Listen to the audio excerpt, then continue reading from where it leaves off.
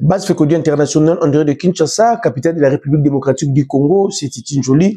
Bonjour et bon dimanche, Nabissonion surtout, partout Bozali, éparpillés dans le monde. Avant tout, je voulais d'abord remercier Banatou Fekodi Oyobazo Leka, au Kabola Mawananga, parce que je suis éprouvé, j'ai perdu ma petite sœur, celle qui habite avec moi à la maison, de Balobaranet Indezi. Abelaki akufi matenza pananandaku bana Fekodi obete moba tout au 20 sulula. Vraiment merci na moment difficile où nous avons traversé aux anangai de cœur, ça prouve que Fekodi c'est plus qu'une famille. Batumsu retourna Fekodi azana matanga mais ay aussi l'émission ndengeni ay aussi l'émission parce que je vis ba même cause ou pusaka biso to simba minduki contre Constant Omari contre Kabulo mona Kabulo yango ezongi lisusu na tour Didier Boudimbu na batu ya kono na kokaki ko vanda te na l'excel lokoyo il fallait na mener banquette na salle banquette na salle banquette et s'avère vrai mais ça na point mi balé et pousser nga vraiment na la plateau dans cette émission ça point mi balé pourquoi m'appeler Souana on va parler comment Martin Bakole Robert Alisolo ya Lidina Foot na biso ningiza okende élection la FECOFA Marcel gestion ba transfert pays ya ba joueur na biso na Cédric Bakambu na club na ye on va mettre maman Soulé Belé wana un grand merci na batu surtout bolinga Fekodi ouais c'est vrai que ça fait mal lorsque Koufeli ça n'aura pas si mais besoin de tout il faut continuer à vivre je suis là sur avenue Kimia la numéro 1 limité des bonhommes salon juste na saute mouton na boulevard dans le boulevard ou alinga beta tour yo kuta biba na Fekodi ebele bazako ya toujours vanda na biso na beta masolo ti ba ok ba misusu pe zolala na bango donc c'est ça même aujourd'hui toza suswana to tala peut toujours profiter total la paix ba U20 de bazako beta niveau kuna vraiment merci na bana Fekodi la présence na bino na likambo ko lingai donc mututu o azana besoin ou assister Fekodi numéro nanga wana benga programme ezali sauf imprévu dès que avec la famille to réunir ba moyens surtout ce qu'il faut vous savez enterrer quelqu'un à Kinshasa et comment nango commerce comment vraiment commerce alors dès qu'on arrive à réunir tous les moyens on enterre le jeudi parce que il faut te continuer qu'au vivre. Martin Bakole, on va parler de lui, son combat avec effet à Djagba, le Nigeria. Il est qui lobby, Babunagi Kuna, et pas ya ba tu ya soutien ya Pembe. C'était bien passé. Félicitations à Martin Bakole. À salut match nil. Mutabunda qui n'est pas aïe Mobali. Vraiment Zalaki Mobali. Si tu as comme la préparation Martin Bakole, mais préparation ya Mutuana, tu as comme on a donc salut match nil. Sur tel combat, ils ont fait 10 rangs. Il y a Martin Bakole a rapporté 5 et lui a rapporté 5 dans le même point. Premier, au début, c'était le Nigeria avait gagné, après Martin Bakole a gagné, Nigeria a gagné, Martin Bakole a gagné, après il y a l'Andesi, 3 rangs Mobimba a gagné, Kiemoko et Nasuka, Martin Bakole a l'Andesi, 3 rangs Mobimba, Yemoko a gagné. Ce que vous verrez qu'il y a quelque part où le Nigeria a évité Martin Bakole. Martin Bakole a dit Yakobunda Lembi. Donc félicitations à Martin Bakole et merci Naba Boxer surtout RDC. Toza toujours même moral Nabino. Lina foot championnat Nabiso championnat Ligue 1. Lelo dimanche Toza na 3 matchs. Toza na 3 matchs lona Lina foot. Toza na Sangaba Lende akobeta na effet Tanganyika merci Gloire Banana. Sangaba Lende akobeta na comment on appelle ça et fait FC Tanganyika lelo toza na Don Bosco orbeta na Ranger toza na Maniema Union akobeta na TP Mazembe ezali match vraiment ya monene je pense yango comme classico parce que vite na imana ba komona ba FC Kabasele ba koya na bango et c'est vraiment un match vraiment il faut tout landango nous aimerons que l'arbitre bazana na hauteur ya match donc autant la au satire Maniema Union donc autant la parcours préparation basali donc autant la TP Mazembe je pense ils allaient affiche monene pas affiche kitoko. Il y a championnat national Nabiso Otozadango Lelo Nalina Foot on signale également remise et reprise avec club entre Amadou Diabir et président Mapamboli. Amadou Diabir avait démissionné, le nouveau président Ayaki Mapamboli Ayaki ça se passe vraiment très bien. Côté Kuna Skizenga total la nenza qui m'a remise et reprise donc vraiment ça va. Élection à la FECOFA Fédération congolaise de football, vous savez que Kono Azasou pour organiser l'élection, on a pour ça glisser. Alors, élection, ça, Salama, calendrier et bimi cette fois-ci, avec bah, expert, il y a FIFA Bayaki, on a Koduka Kitsa, Batumitema, Kochama et Naver. Élection, ça, Salama, le 25 juin, c'est connu, date, où il va voter au comité et qui dirige Fekofa, donc remplacer celui qui va remplacer Omari le 25 juin. Mais depuis la candidature, dans le 20 au 31 mai. Le 20 au 31 mai, depuis la candidature. Après, il y aura l'étape de traitement de la candidature et Salama, une fois fini, va publier la candidature, va retenir pour la élection. Campagne qui est du 20 au 23 juin, et 7 jours, 2 jours, jour et jour lundi, maintenant, pour voter. Et maintenant, qui sont les candidats? Tous les candidats. Tout le monde, comment surtout le président Michel Kassavoubou, tout le temps, Chabani Nonda, tout le temps, Ziz Makoukoula, tout le temps, Kitenge, tout le temps, Belé, tout le temps, Suko, postuler. Maintenant, vous allez valider, maintenant, vous allez invalider. Toujours, c'est là, mais quand nous, tous, on a besoin, non, candidat, limite, toujours des dossiers au sein de nos clubs. La gestion des dossiers et la FECOFA, je ne sais pas, qu'est-ce qu'on va parler cette fois-ci? Il y a Marcel Ngimbi qui s'est retrouvé par miracle dans Mazembe. Marcel Ngimbi, à la même génération, Shadrack Muzungu, comment on appelle ça, na Oudjana. À l'époque, président Tangofor, à président avec club, à Somba Bango, à Yana Bango, avec Bango tout. Mais tant Tangofor accueilli par quel miracle, en fait, Mazal avec club a transféré à Kaye, na Maniema Union, après taillé, a transféré à Kaye, c'était ça, après taillé na Maniema Union. Mais tant Tangofor accueilli, Maniema Union a été qui na Mazembe. Le joueur devait club prêté à Maniema Union a été Kendeni. Il a créé un problème ébélé. Et qu'il y a vraiment un problème ébélé, mais jusque là, fait qu'on fait toujours, quand tu as une irrégularité, aïe, bika kandinga dribla, dossier lesquels on a bon. Le long Ngimbi, à un contrat de 2026, na TP Mazembe, Ngimbi a 5 résilier contre naï. Et là, qu'on est Sengi, Ngimbi a 5 résilier contre naï Marcel Ngimbi. Au sein de TP Mazembe, on a compris qu'il y a quelque chose. Oh, il faut le lot, on sait qu'il y a TP Mazembe. Depuis un certain temps, na TP Mazembe, on a remarqué que l'oko moko est à déranger na TP Mazembe. Tu as remarqué l'oko moko. D'où gestion, il y a transfert, il y a des joueurs. Gestion, il y a des joueurs. Na effectif, ils ont salama. Nini. C'est ça vraiment le problème où ils ont dérangé na TP Mazembe. Depuis un certain temps, tout le monde comme on a Mazembe pour nos Kabouana jouer et ça crée toujours des problèmes. Et qu'est-ce qui a poussé na Ngimbi à Kili? Nous tous nous savons que politique a TP Mazembe a libéré les joueurs. Politique Mazembe on a les difficile Mazembe libérer les joueurs, mais Ngimbi a 5 balles libéré à ça que contrat TP Mazembe contrat ni na joué et c'est là qui. Également, il y a un problème avec le petit Oscar Kabouik qui ne veut plus jouer à TP Mazembe. Azuba Kop Naye, mais Mazembe non a besoin naïe, vie âge naïe.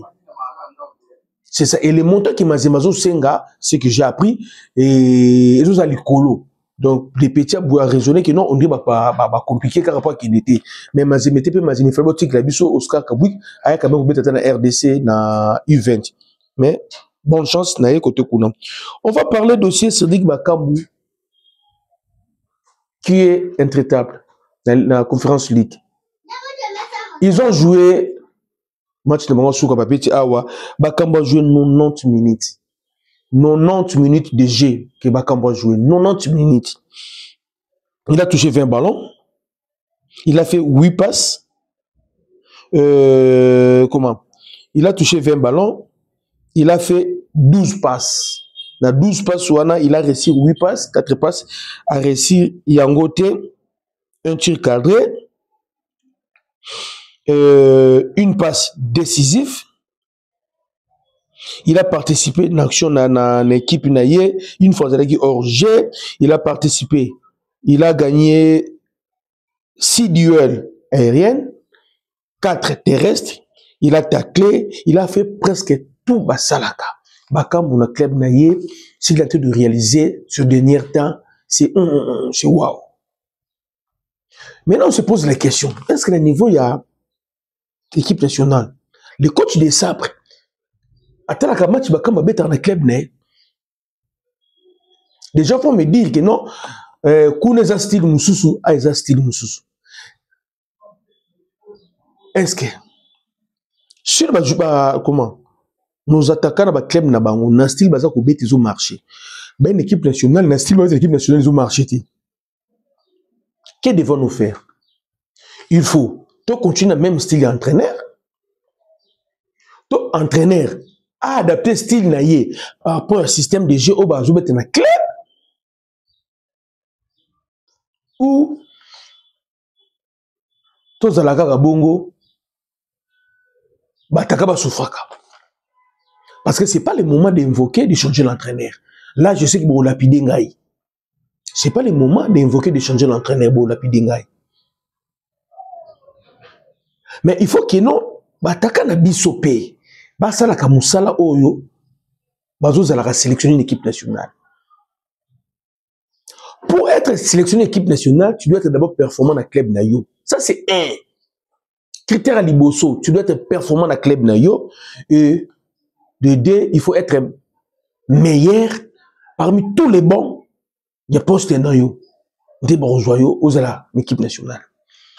Mais au niveau du club, là où bazo produire chaque semaine, bazo la bon, bazo la meilleur. Mais lorsque ba y a une équipe nationale, ba compte na bango. C'est difficile bango tout le ligne d'attaque na biso. Sur cette sommation na bango surtout, ba bimisa 55%.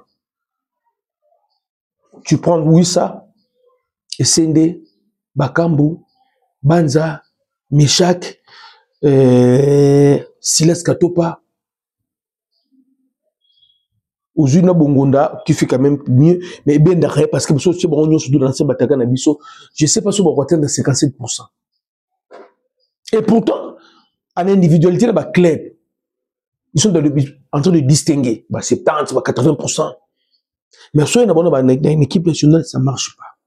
On a compris, le système qui est toujours évolué ne permet pas de s'exprimer bien. Alors maintenant, que devons-nous faire pour pallier la situation par rapport aux enjeux et aux agoutants de la Boussou? Parce que si on dit que non, qu'on pas d'autres joueurs, on maintient le même système de jeu, tous ont le même problème. Est-ce que, moi je vous pose la question, il faut décemment adapter le système de jeu naïe par rapport à n'engue ba joueur en Europe, ba club na bango. To asala bongo. To en fait je ne sais pas parce que ngavuma na makambo oyo bataka na biso comme il est kelangai parce que lorsque tu as la bonne club parce que bazo évoluer au monde qui no bana bazo beta bien mais ton moyen équipe nationale là on a biso bino ezo simbate. Moi je parle pas de Yombo, je parle pas l'hypothèse qui sinon je parle que non le système de jeu qui auto beta na terrain ezo permettre bangote exploser sur le terrain. Que devons-nous faire maintenant? Dire à des sapres à changer le système de jeu, alors que le système de jeu et qu'on va adapter et permettre à Yabiso, ceux qui ont une équipe nationale, se retrouver. On va faire quoi? On a joué plusieurs matchs, on a joué, on a remarqué que non, des sabres à changer la formule n'a été. On gagne, on fait des matchs nuls, on perd, à Gagnaka, formule n'a été. À Zana confiance à formule n'a été. Mais la formule néwana, il sera difficile pour nous les Congolais, les fécondistes, c'est tout séparer la match. Qu'on gagne, oui, mais football champagne peut être rangoté. Que bon petit match peut dominer, peut gagner. Ça arrive que si tu domines, tu peux là. Souvenez-vous contre le Soudan, on a dominé, tu peux aller. Donc, moi je vous laisse et je vous pose cette question, que devons-nous faire? De ça va changer le système de jeu naïe. Tout ça la nini pour que les joueurs n'abusent le Wissa, les Bakambu, les Banza, les Sende, les Bongonda, n'engue va mettre en Europe, va remettre l'équipe nationale. Vraiment, côté Kuna, merci pour Naï. Coupe d'Afrique U20, ça se déroule en Égypte, notre équipe nationale, le U20 de spécialité. Et ça, côté Kuna, bah, ça, première journée na Ghana. Ghana est l'une des meilleures nations d'Afrique en termes d'équipe d'âge. C'est la nation, parmi les nations les plus hypées. Il y a catégorie Wana, Ghana, les Ghana, les Nigeria, Mali, Maroc, pas continuer sur là. Alors, jouer contre Ghana et faire match uni, et surtout qu'on avait marqué le but, le premier, c'était pas facile. On a vu l'équipe, comment l'équipe a joué, compartiment par compartiment. Vraiment, on n'a pas beaucoup de choses comment on appelle ça? Beaucoup de choses à condamner Nabana Wana. C'est juste, il faut Gibouka ça, il faut s'attendre sur le Nabana Wana. Il faut s'attendre sur le Nabana Wana. On n'a pas besoin de vedettes. On a besoin d'une équipe. Si on gagne sur l'équipe entière qui gagne, c'est pas l'individualité qui gagne. Il faut Gibouka ça. Parce que j'avais vu Moko Boyo, individualité comment il faut primer. Les individualités primées, Soki, non, l'entraîneur a Soki, et qui est beaucoup risqué. Mais lorsque match est équilibré, on ne peut pas chercher d'être égoïste, individuel, au lieu où quand tu passes, tu préfères aller en solo, au baby c'est action. Je pense, il y a beaucoup de gens qu'on a vu là-bas. Le capitaine Nabiso, Samuel Tamba, on a vu Frédéric Fouélé à Toulouse, Frédéric Fouélé également, sans oublier Chilanda.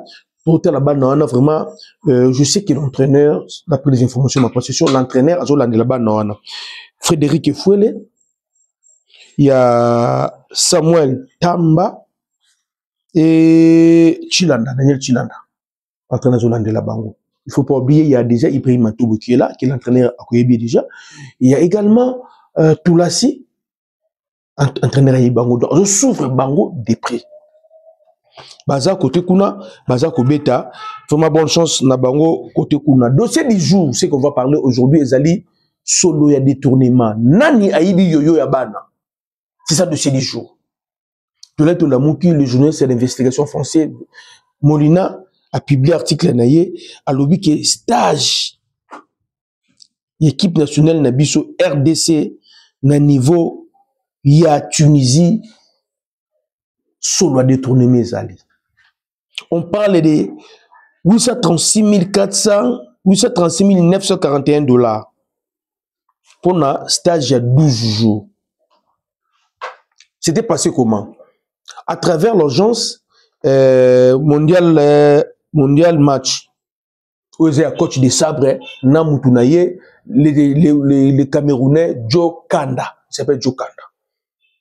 Qui est le manager, il y a des sabres sur le bannier Joe Kanda. Si puis au Camerounais, il te dénonçera déjà ma Kamounaye. Tu dénonçera ma surfacturation. Ma Joe Kanda. Il y a un montant qui a proposé Bisso, comment on appelle ça. En fait, le montant, il a proposé le montant de Fekofa. Il y a 836 441 $ pour 12 jours. Il y a un stage de niveau à Tunisie. Et le plus averti, on vérifie, on fouine, on fait des audits sur ça. Ils ont compris qu'il y a surfacturation. Une fois de plus, Joe Kanda a surfacturé. À travers l'agence Naye Mondial Match, au Bazar, continuer ça. C'est la vérité, en fait, je vais souffrir, là, je la critiquer. Mais il faut être une vérité. Agence Wana, Wana Mondial Match Wana, et je l'ai dit, ba match mona banzaki mwena ya ba poto, ba mbitiri ya ba Asie, ba canot de 13 ya Afrique, ba bibisha ya Afrique. Jamais ba betisa biso na ba sanga balende Afrique. Ba manye menyo ya Asie, rien. Na montant au boyoki 836 941 $. Nous sali de Viwana, les managers là, les Camerounais Joe Kanda. A sali yango, a pesina Fekofa. Fekofa, je sais pas par quelle magie, va valider yango, ba pesina kona ministère du sport va valider yango, et le gouvernement congolais a décaissé mbongo kei.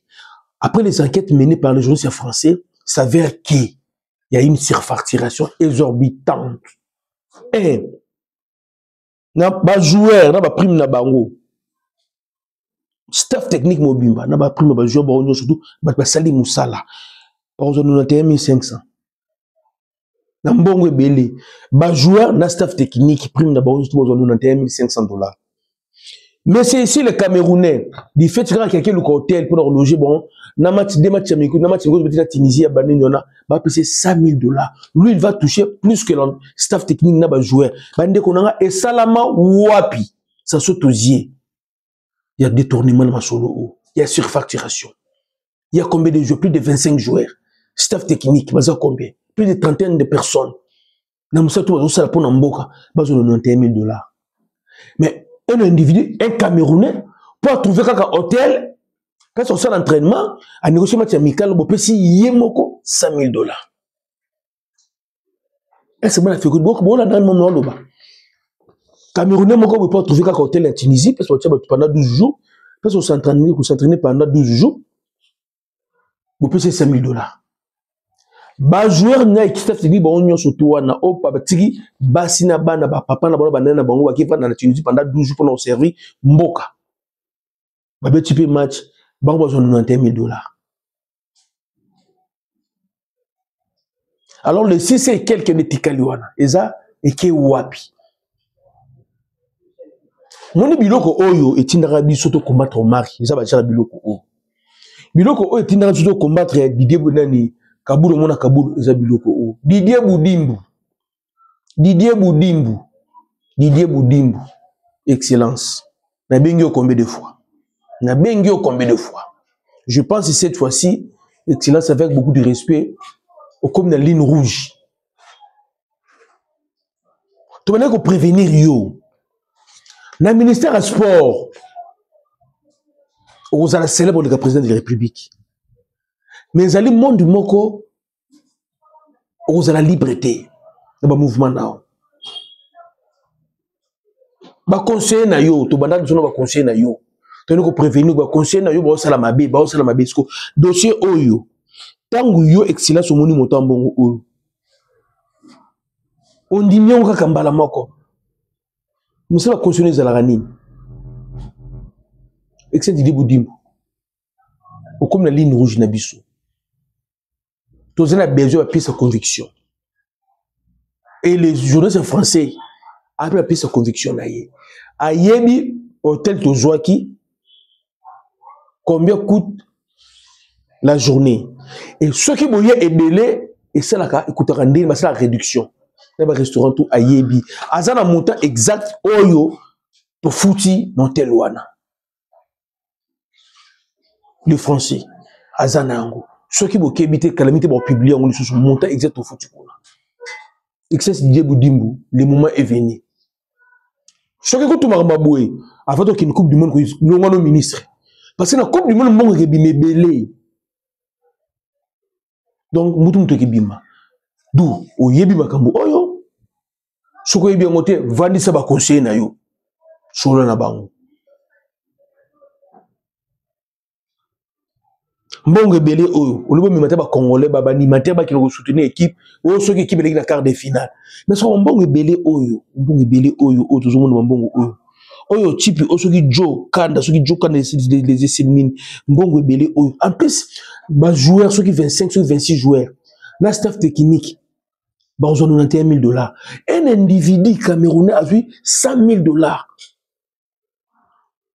Faut trouver ça normal. Parce qu'il a trouvé l'hôtel. Il a fait son entraînement. À négocier match amical, moi qu'on a Tunisie, sur place en plus, on peut c'est 5 000 $. Mais les gens qui ont quitté leur foyer pendant 12 jours, plus de trentaine de personnes, ils ont 91 000 $. Ça se blague avec les gens. Quand tu les sabres, tu sais qu'il y a yo. Au moins, sur le Congolais, tout ça, le peuple, moi, appelle ça, merci. Agence Nayo, il y a mondial match wana. Les gens, toujours, Et je me suis dit, l'équipe a bien été. Ça n'a pas capacité. Ça, c'est ça n'a pas capacité. Vous bénéficiez trop. L'agence Nouana, l'équipe nationale, vous bénéficiez beaucoup. Image équipe nationale, vous avez un coach de ça, l'agence Nouana, et coach a combien de fédération. Comme fait qu'on fasse, ça n'a fait qu'on fout un fouet. Maintenant, qu'on a Wana, parce qu'on a un bon, il y a un café de c'est la nîmes.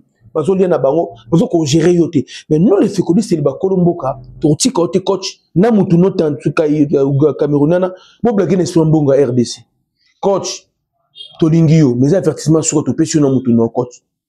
Soko boy, bana fait connu souffrir qu'on va commencer à dire toutes les vérités sur l'agence à coach des Serbes. Nandenge, agence sur les autres s'enrichir derrière Léopard.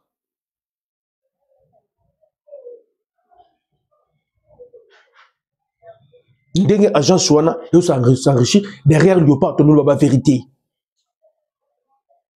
Visibilité équipe nationale. Qui assure ça? Écoute, ça comme une équipe nationale.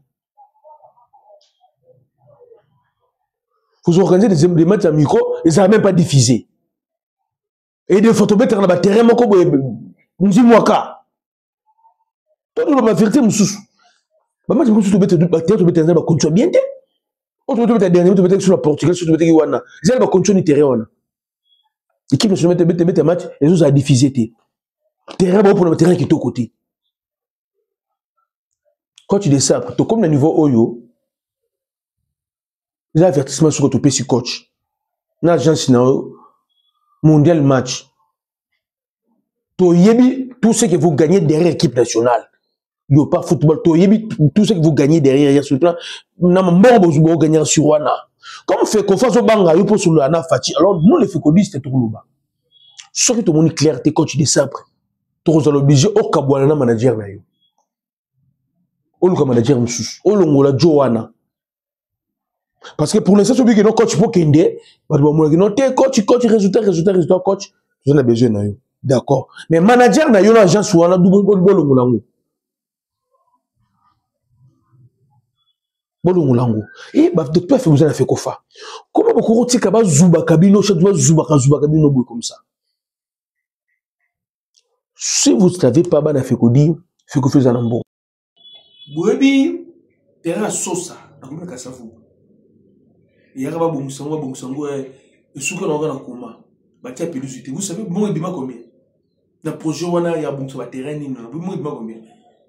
En 2002, je pense, $1 million. FIFA fait ça. FIFA fait ça. Beaucoup de construit au mari, n'a pas beaucoup de débit. Ça n'a pas beaucoup de l'oni. Terrain sous cette île, nous allons tuer un boule de bête à la société. On a bâti qu'on est dans un zéro couteau. N'est pas comme ça, on peut pas terre jaune et on a pas boukana. Boukana biso pour éviter tout le béloconi. Babilo quand on combattait comme mari, n'a fait qu'au fa. Mais cette fois-ci, en complicité. Dans l'agence match, il y a coach de sabre. Qu'on se dise quand même la vérité. Coach de sabre a gagné belé par rapport en termes de mbongo. Il a fait bénéficier beaucoup de l'équipe nationale de Bissou. Beaucoup. Beaucoup, il y a beaucoup. Est-ce que la fédération a fait qu'on maîtrise à négocier un match? Un match, ils négocier, n'est la bénédiction. Je mets quiconque a défi. Vous combien dans commentaire? Quel est le cachet de RDC pour le match amical? Cachet RDC, ça a combien? Le pays nous sommes cachés dans le Mouibani. Cachet RDC, ça a combien? Et si, ben si bisou de ta match, on donne des cachets. Cachet on est qui n'a pas. Agence Wana, ou à coach de ça, maintenant nous Joe Kanda. Agence Wana sont en train d'escroquer le peuple congolais. C'est ça les mots. Surfacturation. Puis, même si la primature, si la présidence de la République est sujet camerounais, est-ce qu'il n'y a pas de Congolais qui peuvent jouer un rôle là? Viens José Toumba, son match RDC Mexique. À l'époque, Mexique est la 8e meilleure nation du monde. Pour la D1, Mbokam de Tcharabiwana. Oyo banda ya Joe Camerounais oyo abeti atsura banzaki mwena ba mambitiri ba bibisha ba iskitambo ba mana ya de bandal Jamais à Zola Bisso. Au manier mais non oisi. À Zola Bisso équipe à catégorie naté. Vraiment ça fait mal hein. Autant là, façon football congolais et la fédération, bah impuissant devant des sabres. Et ça l'a raté. Quand tu des sabres, tout ça pour te ligner dans le mais agence na yoana et comme escroquerie. On a compris pourquoi toi tu as Simon le baron le roté. On a compris parce que vous avez déjà belé. La dernière fois que la fédération a sa réunion technique dans des sabres, ça remonte à quand? J'ai même appris les fonds pour l'équipe nationale football sur le premier match, c'est des sabres qui gèrent ça. Et ça l'a wapi. Et ça l'a wapi.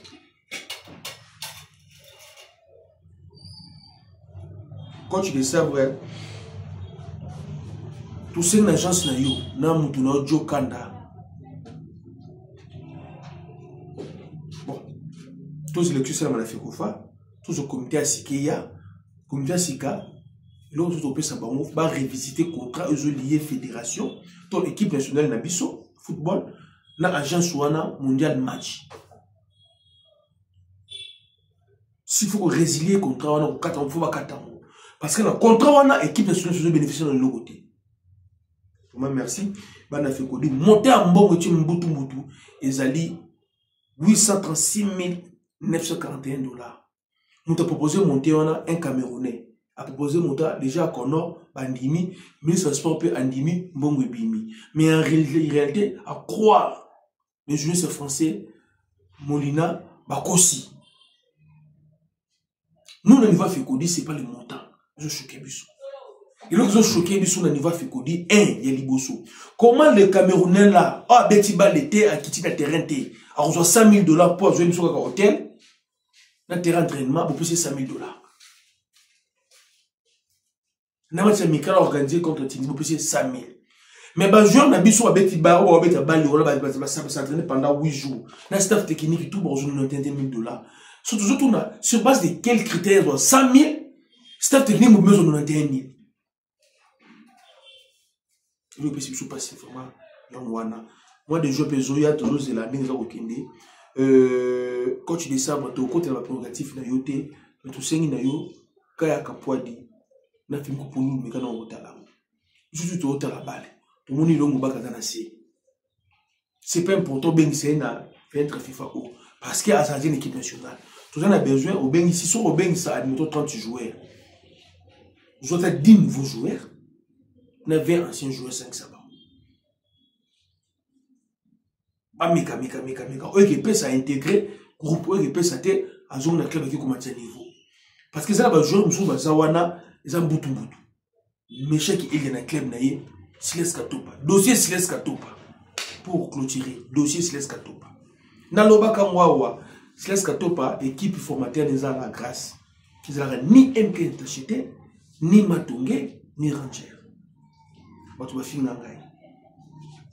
Lelo oyo la grâce à qui n'est pas une instance niveau à FIFA pour réclamer bon ou appeler la zone c'est là la club formateur à jouer kamoté batba kabola bon wana ayebani Siles Katopa le club n'est plus kuna pour éviter d'être rappelé sous